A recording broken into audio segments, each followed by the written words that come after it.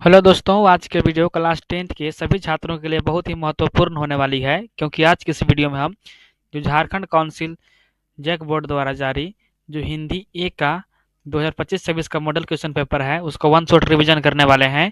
तो वीडियो को अंत तक बने रहिएगा। चलिए वीडियो को स्टार्ट करते हैं। तो यहाँ पर खंड क में जो अपठित बोध से कुछ गद्यांश दिया हुआ है, इसको आप लोग अच्छे से पढ़ लीजिएगा। मैं यहाँ पर गद्यांश को नहीं पढ़ रहा हूँ, क्योंकि मैं गद्यांश यहाँ पर पढ़ूंगा तो वीडियो काफ़ी लंबा हो जाएगा। इसलिए आप इसको अच्छे से पढ़ लीजिएगा। ध्यानपूर्वक पढ़कर यहाँ पर 1 से 4 प्रश्नों को जवाब देना है, तो इसको आप लोग पढ़ लीजिएगा। हम लोग क्वेश्चन की ओर चलते हैं। जो गद्यांश का पहला क्वेश्चन है वो पूछ रहा है कि पुस्तकों को मनुष्य का सबसे अच्छा मित्र क्यों कहा गया है। कह रहा है कि जो पुस्तक है उसको मनुष्य का सबसे अच्छा मित्र क्यों कहा गया है। तो जो पुस्तक है वो हमें ज्ञान, प्रेरणा और मनोरंजन देती है, इसलिए जो बुक है उसको मनुष्य का सबसे अच्छा मित्र माना गया है। ठीक है, चलते हैं अगला क्वेश्चन की ओर। अगला क्वेश्चन है कि डिजिटल युग में पढ़ने की आदत कम होने का एक कारण क्या है। यहाँ पर क्वेश्चन नंबर 2 कह रहा है कि जो आजकल का डिजिटल युग हो गया है, यहाँ पर पढ़ने का आदत कम हो गया है, इसका क्या कारण है। तो यहाँ पर जो मेन कारण है, लोग अपना अधिकतर समय क्या करते हैं, मोबाइल और कंप्यूटर में बिताने लगे हैं, इसलिए उनका पढ़ने का आदत कम होने लगा है। अगला क्वेश्चन कि प्रतिदिन पुस्तकों के साथ समय बिताने से क्या लाभ होता है। पर कह रहा है कि हम लोग प्रतिदिन पुस्तकों के साथ समय बिताएंगे तो क्या लाभ होने वाला है। तो जो प्रतिदिन यहाँ पर पुस्तकों के साथ आप लोग समय बिताइएगा तो आप लोग का जो मानसिक क्षमता का विकास होगा और निर्णय लेने की योग्यता बढ़ेगी।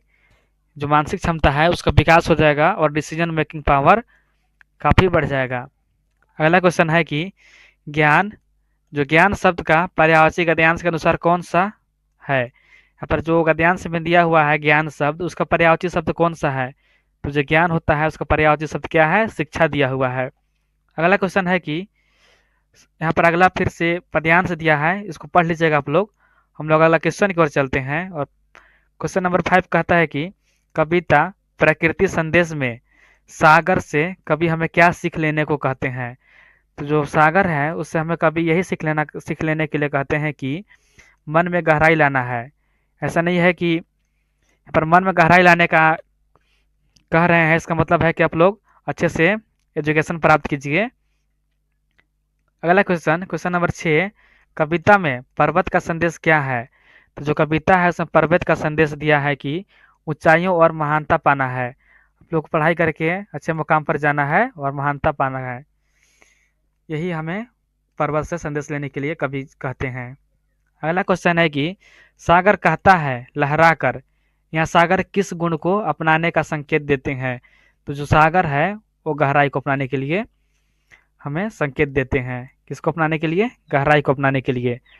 अगला क्वेश्चन, क्वेश्चन नंबर 8 है कि उठ उठ गिर गिर तरल तरंग किस जीवन स्थितियों का प्रतीक है। यहाँ पर उठ उठ गिर गिर जो तरल तरंग है वो कह रहा है कि जीवन के किस स्थितियों का प्रतीक है। तो यहाँ पर आनंद और उत्साह, धैर्य और स्थिरता, गहराई और फैलाव, कठिनाइयाँ और सफलताएं हैं।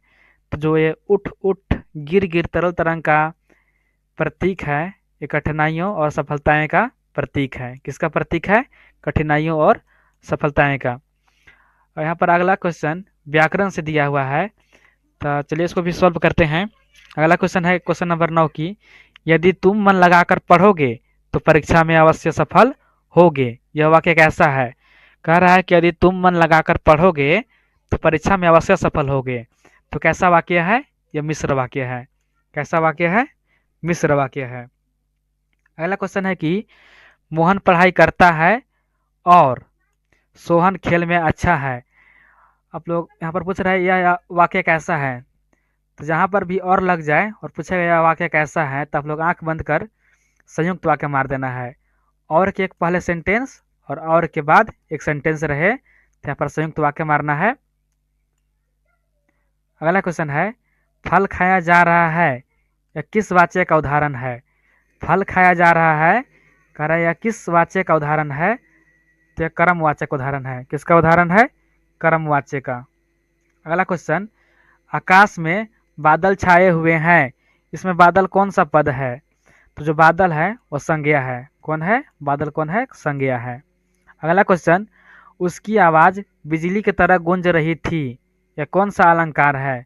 क्या उसकी आवाज बिजली की तरह गूंज रही थी, यह कौन सा अलंकार है? यह उत्प्रेक्षा अलंकार है। कैसा है? उत्प्रेक्षा अलंकार। अगला क्वेश्चन है, त्रिलोक किस प्रकार का समास है? तो जो त्रिलोक है वह क्या तत्पुरुष है, द्वंद है, या द्विगु है, या कर्म धारय है? तो जो त्रिलोक है वो द्विगु समास है। कैसा समास है? द्विगु समास है। अगला क्वेश्चन, ईमेल लेखन किससे संबंधित है? जो इलेक्ट्रॉनिक मेल है यह कह रहा है किससे संबंधित है? तो जो आधुनिक का संचार माध्यम है उसी से संबंधित है ईमेल। अगला क्वेश्चन है, पढ़ाई जीवन को उज्जवल बनाती है, इसमें कौन सा अलंकार है? पढ़ाई जीवन को उज्जवल बनाती है, इसमें कौन सा अलंकार है? यह मानवीकरण अलंकार है। कौन सा अलंकार है? मानवीकरण।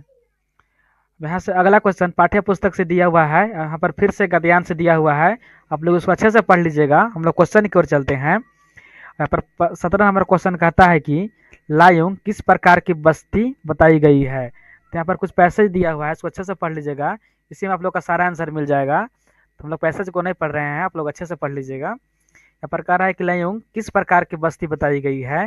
तो जो लायुंग है वो शांत और नन्ही बस्ती बताई गई है। इस पैसेज में कैसा बताया गया है? शांत और नन्ही बताया गया है। अगला क्वेश्चन है, उपयुक्त गद्यांश में वातावरण की शांति की तुलना किससे की गई है?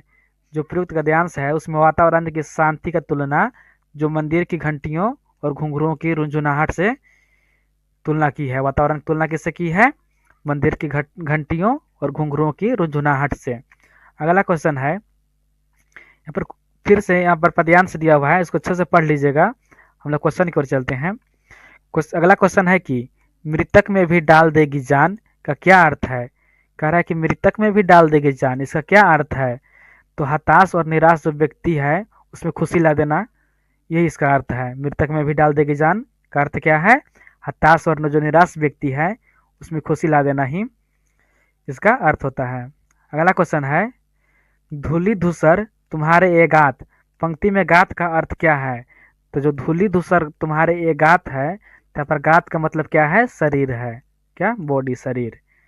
अगला क्वेश्चन, भोलानाथ किसको देखकर सिसकना भूल जाते थे? तो आप लोग पढ़े होंगे इस चैप्टर को, तो आप लोग को पता होगा कि जो भोलानाथ थे वो खेल के साथियों को देखकर जो सिसकते थे और रोते थे, उसको भूलकर अपने साथियों के साथ क्या करते थे? खेलने चले जाते थे। अगला क्वेश्चन, उद्धव कृष्णा का कौन सा संदेश लेकर आए थे? तो जो उद्धव कृष्णा का अनुराग का संदेश लेकर आए थे। कौन सा संदेश लेकर आए थे? सॉरी, यहाँ पर अनुराग नहीं होगा, यहाँ पर योग संदेश लेकर आए थे। कौन लेकर आए थे? योग संदेश। जो उद्धव कृष्णा का योग संदेश को लेकर आए थे। अगला क्वेश्चन है कि राम लक्ष्मण परशुराम संवाद में किस रस की प्रमुखता है? कह रहा है कि जो राम लक्ष्मण परशुराम संवाद है ये किसकी प्रमुखता है? तो वीर रस की प्रमुखता है। अगला क्वेश्चन है कि उत्साह कविता में कवि ने बादल की तुलना किससे की है? तो जो उत्साह कविता है उसमें कवि ने बादल की तुलना धरती से की है। किससे की है? धरती से की है। अगला क्वेश्चन है कि यह दंतुरिति मुस्कान कविता के कौन है? यह दंतुरिति मुस्कान जो कविता है उसका लेखक है नागार्जुन। कौन है? नागार्जुन। यह दंतुरिति मुस्कान का राइटर है। अगला क्वेश्चन है कि जितने नारगे की जीप में किसकी तस्वीर लगी हुई थी? तो जो जितने नारगे थी उसकी जीप में दलाई लामा की जो पिक्चर था वो लगी हुई थी। दलाई लामा का तस्वीर लगा हुआ था। अगला क्वेश्चन है कि फसल किसका गुणधर्म है? तो जो फसल है वो मिट्टी का गुणधर्म है। अगला क्वेश्चन, संगतकार का क्या अर्थ होता है? तो जो संगतकार होता है वो मुख्य गायक का क्या करते हैं? साथ देते हैं, साथ देने वाला गायक होते हैं जो मेन। अगला क्वेश्चन है कि मनु भंडारी की हिंदी प्राध्यापिका का क्या नाम था? तो जो मनु भंडारी था उसका हिंदी के शिक्षक का क्या नाम था? तो शीला अग्रवाल नाम था। क्या नाम था? शीला अग्रवाल। अगला क्वेश्चन की ओर चलते हैं। अगला क्वेश्चन है कि हलदार साहब और चश्मे वाले में क्या समानता है?